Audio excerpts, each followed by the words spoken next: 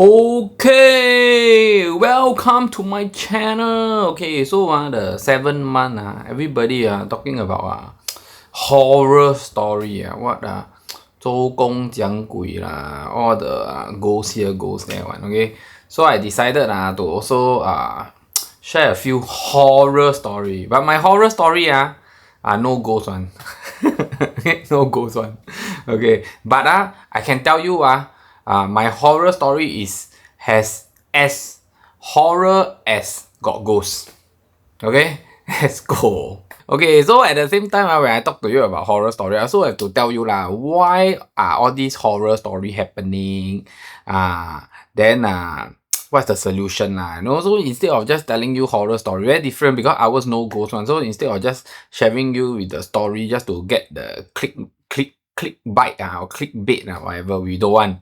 We want to share with you what is happening on the ground, and why all these horror story is happening, and how to prevent all these horror story from happening.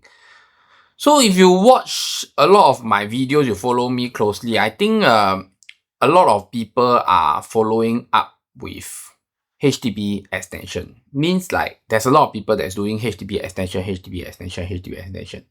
a HDB extension stay lah. So technically people sell already, they ask for 60-day submission or 90-day submission. 90 days is bad lah. I explained this in another video. You can go and watch. You can search Aaron Lin HDB extension on YouTube. You will get the other video. So recently I heard a case, okay, wow, first horror case. You know, horrible lah. The buyer bought the place about 2 months plus ago. Then apparently I think sorry early morning, haven't cleared the throat. Apparently I think the buyer bought at quite a high price lah. So there was some COV involved and whatsoever, I think.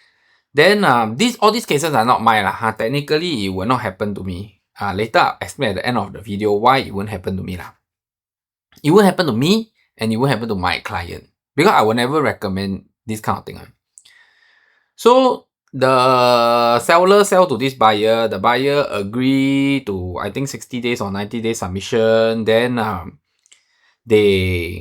this house apparently have some COV. The buyer bought at a higher price.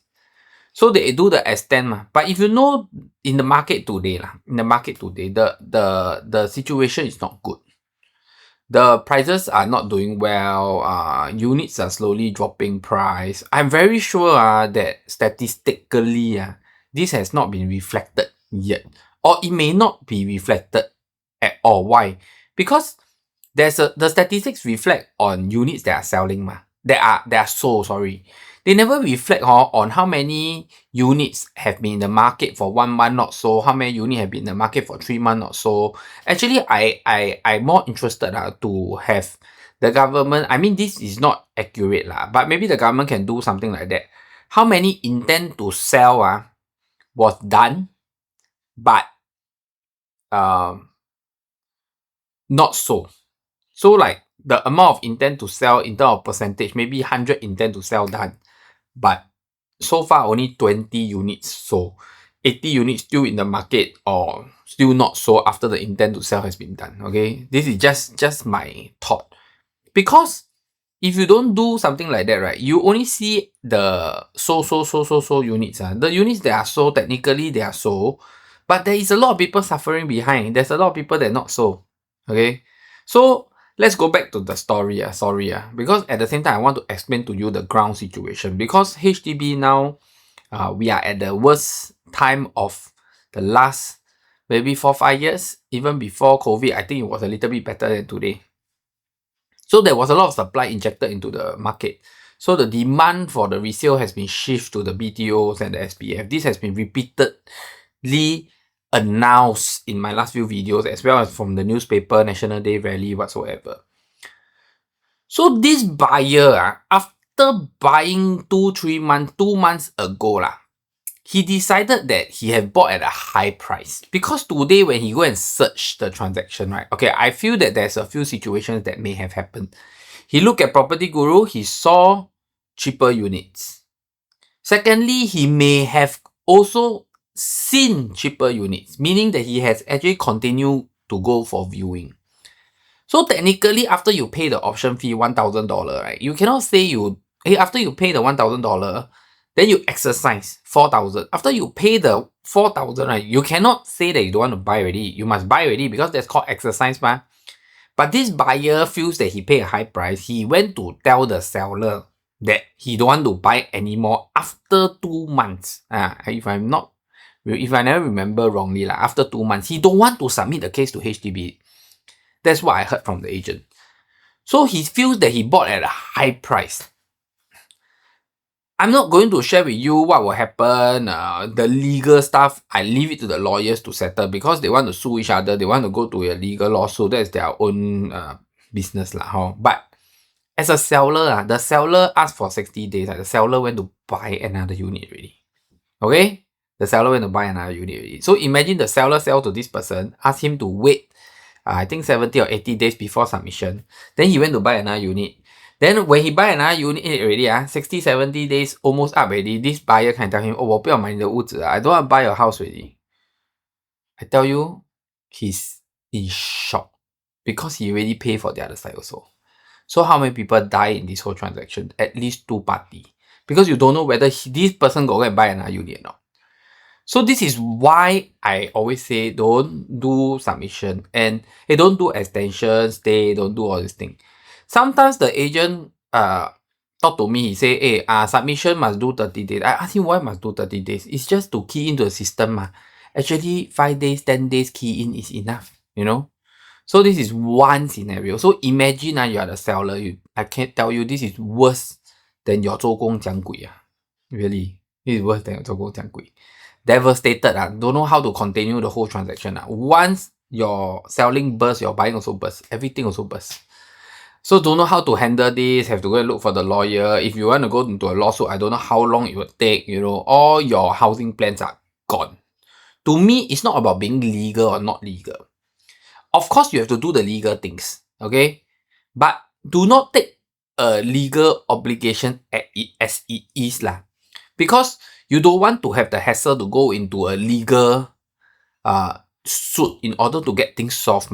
You want things to be solved correctly at the start. So everything smooth move. That's what I want to focus on. Okay. Second scenario. This agent bought the buyer. Okay, second horror story. Bought the buyer to buy a private property. So he suggests to the buyer that we do extending the option. So we don't exercise, we extend the option. We tell him give us 2 months option. Okay, then we go and sell our place. So he assumed that he paid the 2 months option. Okay, he paid the option for 2 months. He no need to exercise. He can delay the option. Okay, well, by doing this, he don't need to pay ABSD as long as he sell his place and the place that he's selling, the exercise date is before the buying. So I don't want to complicate you with all these things. Technically, he go and ask the buyer to go and buy a place first. Okay, you go and buy a place first. Okay, we ask for long option, 2 months. Then I help you sell your place. Don't worry, confirm can sell one. Okay, now cannot sell. Now cannot sell. So now big problem come already. He cannot sell. Then he pay a lot of money for that 2-3 months of option.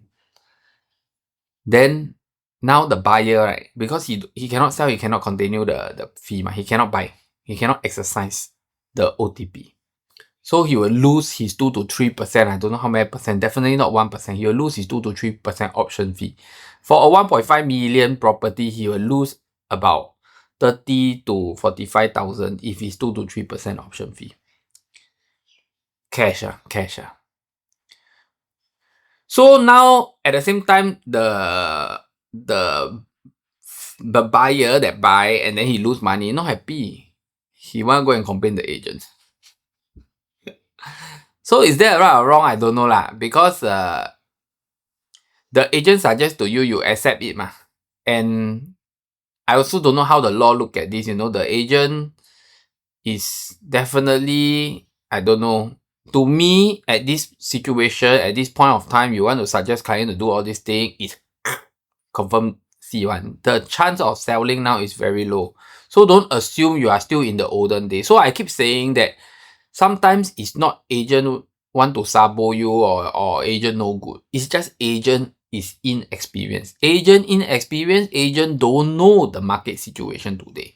Two things, very simple. Agent inexperienced, agent don't know the market situation today. So sometimes my agent ask me, why the corporate want to do this? I tell you very simple. I tell them one thing. Same thing. The agent don't know. The agent is inexperienced. They are just not. They don't know what they're doing lah. So they anyhow do lor. Then, already. Then come and regret. Okay. So this is the part that I really hate most lah. Because I feel that you do a lot of things you take all this unnecessary risk for what? You be in this business. You got to know how to do things smoothly, do things no risk, no pressure one. Okay. So this is another big problem that's happening. So if you are looking to buy a property, extend your option and try to sell away your place later, come on lah.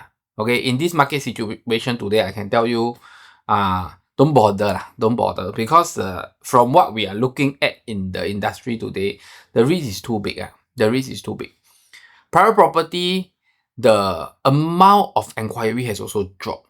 But I will say that the drop is not as big as HDB. HDB is very big drop. Private property, I feel that if your location and price is still at the sweet spot, you still get cost. Okay, I cannot tell you what's the sweet spot lah. You engage me, then I tell you, because all these are all trade secrets. Secrets that I can provide people so that people think that it's worth it to pay me lah. Trade secrets. I also need to eat lah. Right. Okay. So this is a second horror story. Okay. Third horror story. Okay, this third horror story has a little bit to do with the first horror story lah. So apparently this unit, this agent told the buyer to buy first because he wants the buyer to take a bridging loan. So he make the buyer buy first, then extend the submission. Then he thought that he can sell away and then submit the selling first and whatsoever lah. Okay. Anyway, they are at the same situation one lah. Okay, I don't want to make this video short, so I don't want to go into it. But I already heard about 3 case study of cases bursting because of the market situation. So why are all these cases not successful compared to last time? Why it can? Because last time, right, selling is easier ma. So if you take the risk and buy first and then sell later, right? And because, okay, buy first and sell later, there's nothing wrong. You buy first and sell later if you got money.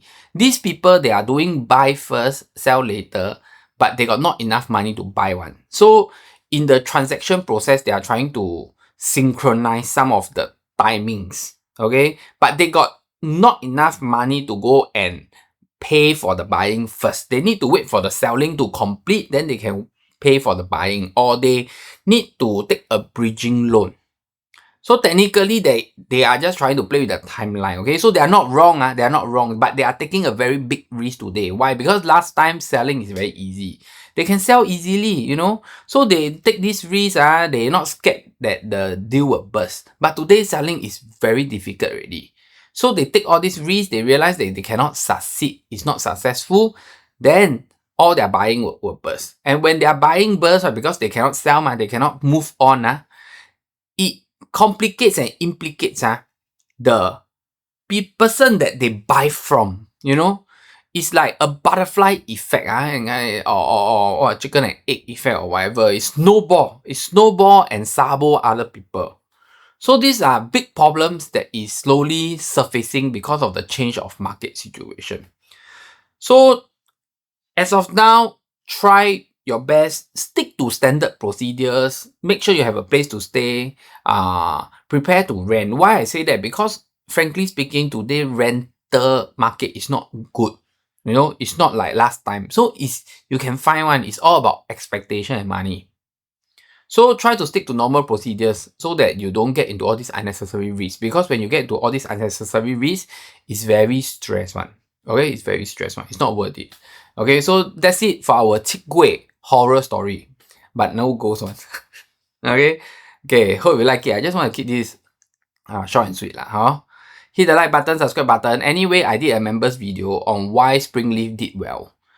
If you follow my Telegram, I post a lot about Springleaf, and I know Springleaf will do well one. But why Springleaf do well? That's the important thing. Because before Springleaf release, I already know Springleaf will do well. It's just a matter of price. Then the price also, somehow there was a game being played. So you can go and watch my Springleaf video as a member. You can subscribe and unsubscribe, okay? There's a lot of other videos inside about the other new launches. Springleaf will do well one. Okay, so just a reminder, I handle all the new launch in Singapore for free. I give you free consultation, give you free first-hand information because the developer is paying me, not you. So you don't have to worry, okay? So I give you free consultation on the new launch if you're looking to buy a new launch. Somehow, we just have to accept the fact that the new launch market is moving, the resale market is pretty bad now. So hit the like button, subscribe button. I see you in the next episode, and bye bye.